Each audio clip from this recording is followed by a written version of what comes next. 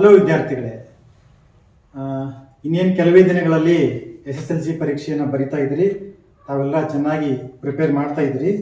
ಇವತ್ತಿನ ವಿಡಿಯೋದಲ್ಲಿ ಈ ಸಮಾಜ ವಿಜ್ಞಾನ ವಿಷಯದಲ್ಲಿ ಕನಿಷ್ಠ 40 ಅಂಕಗಳನ್ನು ಯಾವ ರೀತಿ ಗಳಿಸ್ಕೋಬೇಕು ಅನ್ನೋದನ್ನು ಕುರಿತು ವಿವರವಾಗಿ ಈ ವಿಡಿಯೋದಲ್ಲಿ ಚರ್ಚೆ ಮಾಡ್ತಾ ಬರೋಣ. ಸೊ ಫಸ್ಟ್ ಆಫ್ ಆಲ್, ಈ ವರ್ಷದ ಒಂದು ವಿಷಯ, ಒಂದು ಸಮಾಜ ವಿಜ್ಞಾನ ಪ್ರಶ್ನೆ ಪತ್ರಿಕೆಯಲ್ಲಿ ಒಂದು ಸ್ವಲ್ಪ ಸೂಕ್ಷ್ಮವಾಗಿರ್ತಕ್ಕಂಥ ಒಂದು ಬದಲಾವಣೆ ಮಾಡಿದಾನ. ಆ ಬದಲಾವಣೆಯನ್ನು ತಾವೆಲ್ಲರೂ ಕೂಡ ಗಮನಿಸಬೇಕು. ಪ್ರಶ್ನೆ ನಂಬರ್ 38ರಲ್ಲಿ ಈ ಹಿಂದಿನ ಪ್ರಶ್ನೆ ಪತ್ರಿಕೆಗಳಲ್ಲಿ ಭಾರತದ ನಕ್ಷೆಯನ್ನು ಬರೆದು ಕೆಳಗಿನ ಸ್ಥಳಗಳನ್ನು ಗುರುತಿಸ್ರಿ ಅಂತ ತಿಳ್ಕೊಂಡು ಪ್ರಶ್ನೆಗಳನ್ನು ಕೊಡ್ತಾ ಇದ್ದ. ಬಟ್ ಈ ವರ್ಷದ ಪ್ರಶ್ನೆ ಪತ್ರಿಕೆಯಲ್ಲಿ ಕೊಟ್ಟಿರುವ ಭಾರತದ ನಕ್ಷೆಯಲ್ಲಿ ಅಂತ ಹೇಳಿದಾನ. ಆಲ್ರೆಡಿ ನಿಮಗೆ ಅವರು ಮ್ಯಾಪನ್ನು ಕೊಡ್ತಾರೆ. ಆ ಕೊಟ್ಟಿರ್ತಕ್ಕಂಥ ಭಾರತದ ನಕ್ಷೆಯೊಳಗೆ 7 ಪ್ಲೇಸ್ಗಳನ್ನು ಅವರು ಕೊಟ್ಟಿರ್ತಾರ.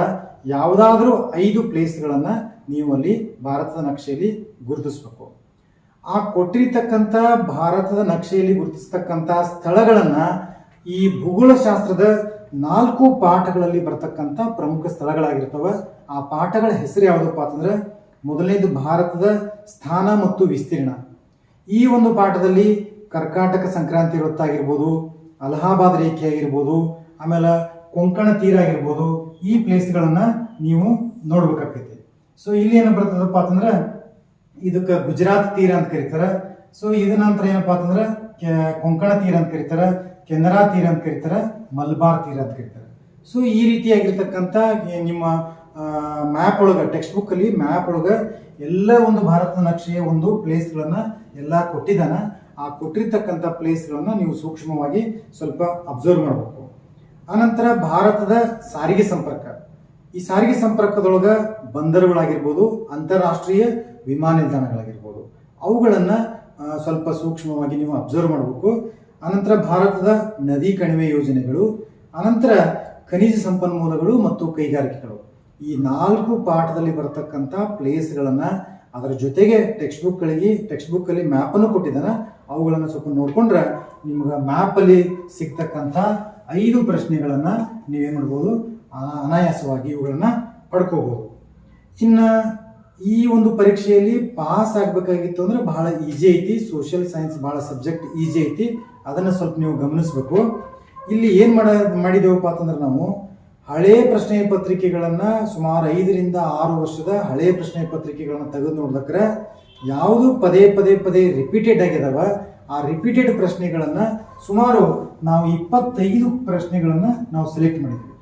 ಆ 25 ಪ್ರಶ್ನೆಗಳಿಗೆ ನೀವು ಆನ್ಸರ್ಗಳನ್ನು ಸರಿಯಾಗಿ ನೋಡ್ತಾ ಬಂದ್ರಪ್ಪ ಅಂತಂದ್ರೆ, ನಮ್ಮ ಪರೀಕ್ಷೆಯೊಳಗೆ, ಸಮಾಜ ವಿಜ್ಞಾನ ಪರೀಕ್ಷೆಯೊಳಗೆ ನಾವು ಆರಾಮ್ಸೆ ಏನು ಮಾಡ್ಬೋದಪ್ಪ ಅಂತಂದ್ರೆ 35 ರಿಂದ 40 ಅಂಕಗಳನ್ನು ನಾವು ಆರಾಮಾಗಿ ಗಳಿಸ್ಕೋಬಹುದು. ಆ ಪ್ರಶ್ನೆಗಳು ಯಾವ ಅನ್ನೋದನ್ನ ಸ್ವಲ್ಪ ನೋಡ್ತಾ ಹೋಗೋಣ. ನೀವು ಆ ಪ್ರಶ್ನೆಗಳನ್ನು ಸರಿಯಾಗಿ ನೋಡಿಕೊಂಡು ಆನ್ಸರ್ಗಳನ್ನು ನೀವು ರೆಡಿ ಮಾಡ್ಕೋಬೇಕು. ಇಲ್ಲಿ ಮೊಟ್ಟ ಮೊದಲಿಗೆ ಏನಪ್ಪಾ ಅಂತಂದ್ರೆ, ಮೊದಲನೇ ಪಾಠದಲ್ಲಿ ಬರ್ತಕ್ಕಂಥ ಪ್ಲಾಸಿ ಕದನದ ಕಾರಣ ಮತ್ತು ಪರಿಣಾಮಗಳು.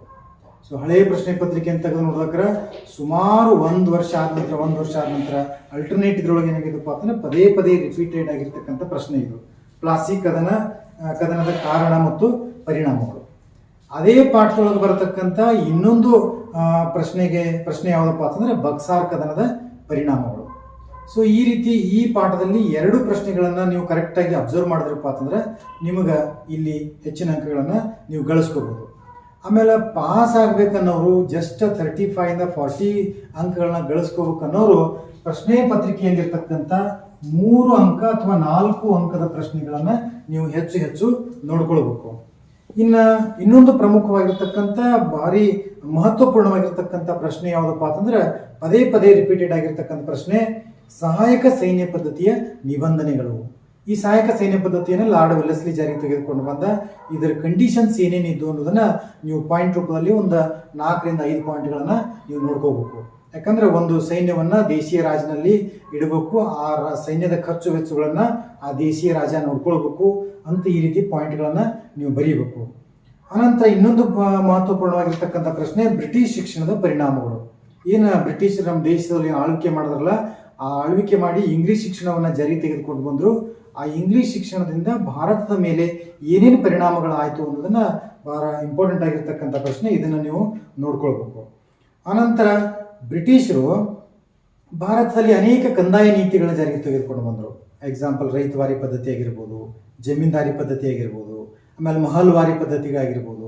ಈ ಎಲ್ಲ ಕಂದಾಯ ನೀತಿಗಳಿಂದ ಭಾರತದ ಮೇಲೆ, ಈ ಕಂದಾಯ ನೀತಿಯಿಂದ ಭಾರತದ ಮೇಲೆ ಏನೇನು ಪರಿಣಾಮಗಳಾದವು ಅನ್ನೋದನ್ನು ನೀವು ಈ ಪ್ರಶ್ನೆಯನ್ನು ನೋಡ್ಕೊಳ್ಬೇಕು. ಇನ್ನು ಅತ್ಯಂತ ಮಹತ್ವಪೂರ್ಣವಾಗಿರ್ತಕ್ಕಂಥ ಒಂದು ಟಾಪಿಕ್ ಯಾವುದಪ್ಪ ಅಂತಂದ್ರೆ 1857ರ ಮಹಾದಂಗೆ. ಈ ಪ್ರಥಮ ಸ್ವಾತಂತ್ರ್ಯ ಸಂಗ್ರಾಮ ಅಂತ ನಾವು ಕರಿತೀವಿ. ಈ 1857ರ ಪ್ರಥಮ ಸ್ವಾತಂತ್ರ್ಯ ಸಂಗ್ರಾಮದೊಳಗೆ 4 ಸೆಲೆಕ್ಟೆಡ್ ಪ್ರಶ್ನೆ ಬರ್ತವೆ. ಅದರೊಳಗೆ ಯಾವುದಾದ್ರೂ ಒಂದು 4 ಅಂಕದ ಬರ್ಬೋದು ಅಥವಾ 3 ಅಂಕದ ಬರ್ಬೋದು. ಇಲ್ಲಿ ಫಸ್ಟ್ ಏನು ಮಾಡ್ಬೋದು, 1857ರ ದಂಗೆಗೆ ಕಾರಣಗಳನ್ನು ಬರೀರಿ ಅಂತ ಪ್ರಶ್ನೆ ಕೇಳ್ತಾನೆ. ಅಲ್ಲಿ ಕಾರಣದೊಳಗೆ ರಾಜಕೀಯ ಕಾರಣಗಳು ಬರ್ಬೋದು, ಆಡಳಿತಾತ್ಮಕ ಕಾರಣಗಳು ಬರ್ಬೋದು, ಸೈನಿಕ ಕಾರಣ ಬರ್ಬೋದು, ಅಥವಾ ತತ್ಕ್ಷಣದ ಕಾರಣ ಬರ್ಬೋದು. ಇದು ಒಂದು ಪ್ರಶ್ನೆ, ಇದು ಕೇಳಬಹುದು. ಅಥವಾ 1857ರ ಪ್ರಥಮ ಸ್ವಾತಂತ್ರ್ಯ ಸಂಗ್ರಾಮದ ಪರಿಣಾಮಗಳನ್ನ ಕೇಳಬಹುದು. ಆನಂತರ 1857ರ ಸಂಗ್ರಾಮ ಏನು ಪ್ರಥಮ ಸ್ವಾತಂತ್ರ್ಯ ಸಂಗ್ರಾಮ ಯಾಕೆ ವಿಫಲ ಆಯಿತು, ಆ ವಿಫಲತೆಗೆ ಕಾರಣಗಳನ್ನು ಕೊಡಿರಿ ಅಂತ ಪ್ರಶ್ನೆ ಕೇಳ್ಬೋದು. ಇದರೊಳಗೆ ಹೆಚ್ಚು ಸಲ ಪ್ರಶ್ನೆ ಕೇಳಿದ್ದು ಯಾವುದಪ್ಪ ಅಂತಂದ್ರೆ 1857ರ ಪ್ರಥಮ ಸ್ವಾತಂತ್ರ್ಯ ಸಂಗ್ರಾಮ ವಿಫಲವಾಗಲು ಕಾರಣಗಳೇನು ಅಂತ ಬಹಳ ಸಲ ಪ್ರಶ್ನೆ ಕೇಳೋಣ. ಅದನ್ನು ನೀವು ನೋಡ್ಕೋಬೇಕು. ಇನ್ನು ಈ ಕರ್ನಾಟಕದ ಸ್ವಾತಂತ್ರ್ಯ ಹೋರಾಟದೊಳಗೆ ಈ ದೋಂಡಿಯಾ ವಾಘನ ಹೋರಾಟ ಯಾವ ರೀತಿ ಹೋರಾಟ ಮಾಡ್ದ ಶಿವಮೊಗ್ಗ ಜಿಲ್ಲೆಯೊಳಗೆ ಅನ್ನೋದನ್ನ ನೀವು ಅದನ್ನು ನೋಡ್ಕೋಬೇಕು. ಇನ್ನು ಈ ಸ್ವಾತಂತ್ರ್ಯ ಹೋರಾಟಕ್ಕೆ ಬಂದೇವಪ್ಪ ಅಂತಂದ್ರೆ ಮಹತ್ವಪೂರ್ಣವಾಗಿರ್ತಕ್ಕಂಥ ಪ್ರಶ್ನೆಗಳು ಇಲ್ಲಿ 3 ಪಾರ್ಟ್ ಬರ್ತವೆ. ಒಂದು ಮಂದಗಾಮಿಗಳ ಯುಗ, ಒಂದು ತೀವ್ರಗಾಮಿಗಳ ಯುಗ, ಇನ್ನೊಂದು ಗಾಂಧಿ ಯುಗ.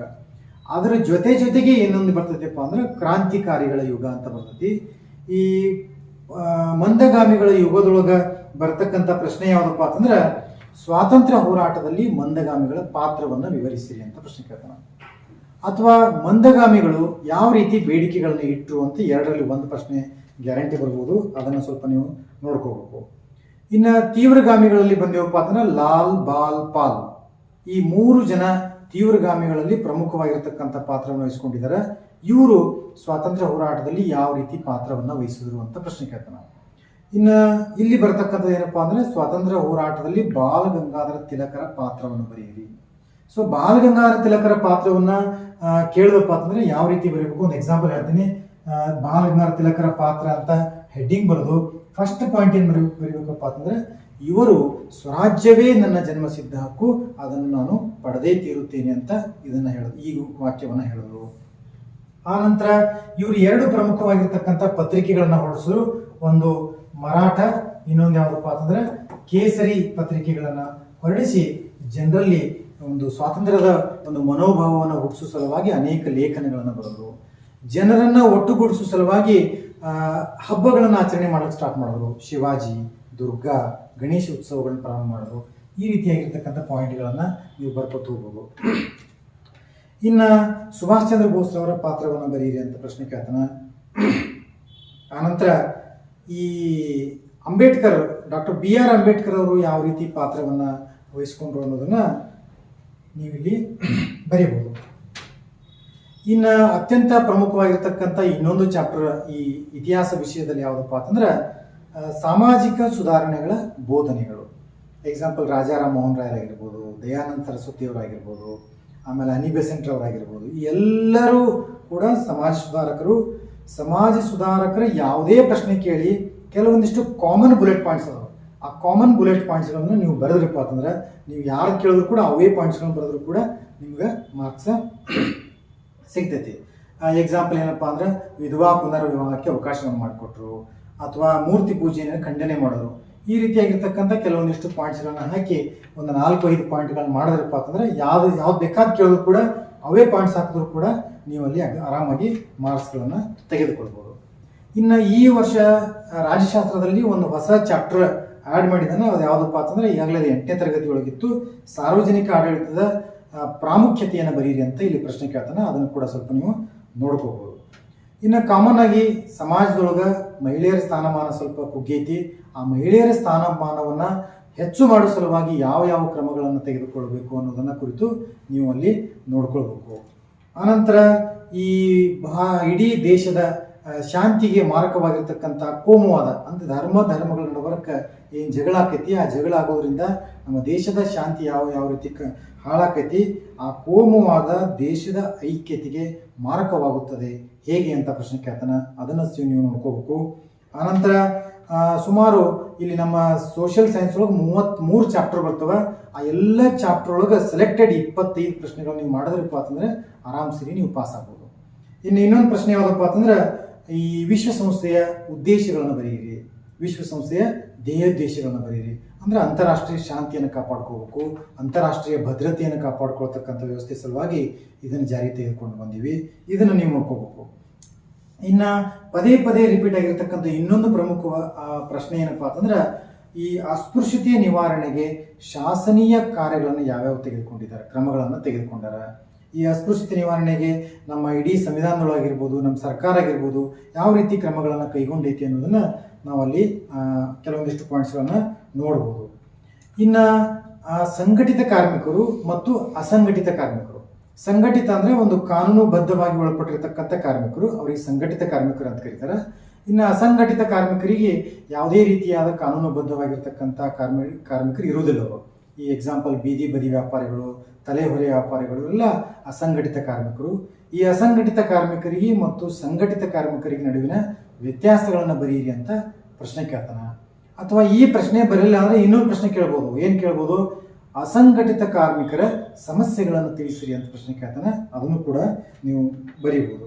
ಇನ್ನು ನಾವು ಸಮಾಜದಲ್ಲಿ ನೋಡಿರ್ತಕ್ಕಂಥ ಮಣ್ಣಿನ ಸಂರಕ್ಷಣೆಯ ಪರಿಣಾಮಗಳು ಅಥವಾ ಮಣ್ಣಿನ ಸಂರಕ್ಷಣೆಯ ಯಾವ ರೀತಿ ನೀವು ಅದನ್ನು ಮಣ್ಣಿನ ಸಂರಕ್ಷಣೆ ಸಲುವಾಗಿ ಯಾವ ರೀತಿ ಕ್ರಮಗಳನ್ನು ಕೈಗೊಳ್ತೀರಿ ಅದನ್ನು ನೀವು ಇದನ್ನು ಮಾಡ್ಬೋದು. ಆಮೇಲೆ ಅರಣ್ಯ ಸಂರಕ್ಷಣೆಯನ್ನು ಯಾವ ರೀತಿ ಮಾಡ್ಬೋದು. ಯಾಕಂದ್ರೆ ಇವತ್ತು ಅರಣ್ಯವನ್ನೆಲ್ಲ ನಾಶ ಮಾಡಿಕೊಂಡು ನಮ್ಮಲ್ಲಿ ಪರಿಸರವನ್ನು ನಾವು ಹಾಳು ಮಾಡ್ತಾ ಇದ್ದೀವಿ. ಆ ಅರಣ್ಯ ಸಂರಕ್ಷಣೆಯ ವಿಧಾನಗಳನ್ನು ಪಟ್ಟಿ ಮಾಡ್ರಿ ಅಂತ ಪ್ರಶ್ನೆ ಕೇಳ್ತಾನೆ. ಇದನ್ನ ಇನ್ ಜನರಲ್ ಆಗಿ ನಾವೇನು ಮಾಡ್ಬೋದು, ಕಾಮನ್ ಆಗಿ ನಾವು ಬರೀಬಹುದು. ಇನ್ನು ವ್ಯವಸಾಯದ ಪ್ರಾಮುಖ್ಯತೆ. ಯಾಕಂದ್ರೆ ಇಡೀ ನಮ್ಮ ಭಾರತದೊಳಗೆ ಹೆಚ್ಚಿನ ಜನ ಎಲ್ಲಿ ವಾಸ ಮಾಡ್ತಾರಪ್ಪ ಅಂದ್ರೆ ಗ್ರಾಮೀಣ ಪ್ರದೇಶದಲ್ಲಿ ವಾಸ ಮಾಡ್ತಾರೆ. ಈ ಗ್ರಾಮೀಣ ಪ್ರದೇಶದಲ್ಲಿ 70% ಜನರ ಮುಖ್ಯ ಉದ್ಯೋಗ ಯಾವುದಪ್ಪ ಅಂತಂದ್ರೆ ವ್ಯವಸಾಯ ಐತಿ. ಆ ವ್ಯವಸಾಯದಿಂದ ಭಾರತದ ಆರ್ಥಿಕತೆಯ ಮೇಲೆ ಯಾವ ರೀತಿ ಪರಿಣಾಮ ಬೀರ್ತೈತಿ ಮತ್ತು ವ್ಯವಸಾಯದ ಪ್ರಾಮುಖ್ಯತೆಯನ್ನು ಬರೀರಿ ಅಂತ ಪ್ರಶ್ನೆ ಕೇಳ್ಬೋದು. ಆನಂತರ ಪ್ರಮುಖವಾಗಿರ್ತಕ್ಕಂಥ ಒಂದು ಪ್ರಶ್ನೆ ಏನಪ್ಪಾ ಅಂತಂದ್ರೆ ಕೈಗಾರಿಕೆಯ ಸ್ಥಾನೀಕರಣದ ಮೇಲೆ ಪ್ರಭಾವ ಬೀರ್ತಕ್ಕಂಥ ಅಂಶಗಳು. ಮತ್ತು ನೀವು ಇಲ್ಲಿ ಸ್ಥಾನೀಕರಣ ಅಂದ್ಕೊಳ್ಳಿ ಬೇರೆ ಬೇರೆ ಏನು ತಿಳ್ಕೊಳ್ಳೋದ ಅವಶ್ಯಕತೆ ಇಲ್ಲ. ಕೈಗಾರಿಕೆಯ ಸ್ಥಾನೀಕರಣದ ಮೇಲೆ ಪ್ರಭಾವ ಬೀರ್ತಕ್ಕಂಥ ಅಂಶಗಳಂದ್ರೆ ಒಂದು ಕೈಗಾರಿಕೆಯನ್ನು ಸ್ಥಾಪನೆ ಮಾಡಬೇಕಾಗಿತ್ತು ಅಂದ್ರೆ ಯಾವೆಲ್ಲ ಮೂಲಭೂತ ಅಂಶಗಳು ಬೇಕಾಗ್ತವ. ಅಲ್ಲಿ ಭೂಮಿ ಬೇಕಾಗ್ತವ, ಕಾರ್ಮಿಕರು ಬೇಕಾಕೈತಿ, ಮಾರುಕಟ್ಟೆ ಸೌಲಭ್ಯ ಬೇಕಾಕೈತಿ. ಇದನ್ನೆಲ್ಲ ನೋಡಿಕೊಂಡು ಆ ಸ್ಥಾನೀಕರಣದ ಅಂಶಗಳನ್ನು ನೀವು ಅಲ್ಲಿ ಬರಿಬಹುದು. ಇನ್ನು ತಮ್ಮೂರೊಳಗೆಲ್ಲ ಒಂದು ಪಂಚಾಯಿತಿ ಐತಿ. ಆ ಪಂಚಾಯಿತಿಯವರು ಗ್ರಾಮದೊಳಗೆ ಏನು ಕೆಲಸ ಮಾಡ್ತಾರೆ ಅದನ್ನು ನಮಗೆ ಗೊತ್ತಿದ್ರೆ ಸಾಕು, ಒಂದು ಪ್ರಶ್ನೆ ಗ್ಯಾರಂಟಿ ಬರ್ತೈತಿ. ಅದು ಯಾವುದಪ್ಪ ಅಂತಂದ್ರೆ ಗ್ರಾಮೀಣ ಅಭಿವೃದ್ಧಿಯಲ್ಲಿ ಪಂಚಾಯತ್ ರಾಜ್ ಸಂಸ್ಥೆಯ ಪಾತ್ರ. ಇನ್ನು ಕಾಮನ್ ಆಗಿ ಬರಿಬೋದು. ನಾವು ಒಳಚರಂಡಿ ವ್ಯವಸ್ಥೆಯನ್ನು ಸುಧಾರಿಸ್ತಾರೆ, ಆಮೇಲೆ ಬೀದಿ ದೀಪಗಳನ್ನು ಹಾಕ್ತಾರೆ. ಇವುಗಳನ್ನೇ ಪಾಯಿಂಟ್ ರೂಪದಲ್ಲಿ ಬರೆದೇವಪ್ಪ ಅಂತಂದ್ರೆ ನಮಗೆ ಮಾರ್ಕ್ಸ್ ಸಿಗ್ತೈತಿ. ಇನ್ನು ಮುಖ್ಯವಾಗಿರ್ತಕ್ಕಂಥದ್ದು ಬ್ಯಾಂಕಿನ ಕಾರ್ಯಗಳು.